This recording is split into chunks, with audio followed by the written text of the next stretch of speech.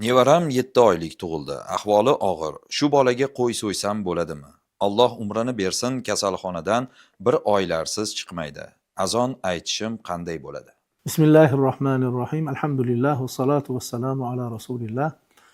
Albatta bu holatda agar qo'y so'yaman deganda aqiqa nazarda tutayotgan bo'lishlari mumkin. Ya'ni chaqaloqqa qo'y so'yishligi, aqiqa qilinishligi payg'ambar alayhisolatu vassalomning hadislarida vorid bo'lgan va bu chaqaloq tug'ilganning 7-kuni yoki bo'lmasam 14-kuni yo 21-kuni. Hattoki ulamolar aytadiki, agar shu kunlarda ham qodir bo'lmasa, undan keyingi holat paytlarda ham keyinchalik ham so'yishi mumkin deyishgan.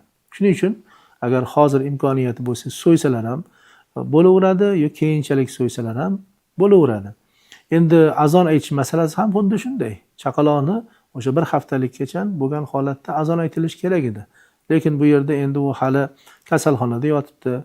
Endi u kasalxonaga agar kirib chaqaloqning tepasida o'zi eshitadigan darajada azon aytish imkoniyati bo'lsa, aytganlari afzal. Agar yo'q, uni imkoniyati yo'q, chunki bu yerda hozir unaqa sharoit yo'q.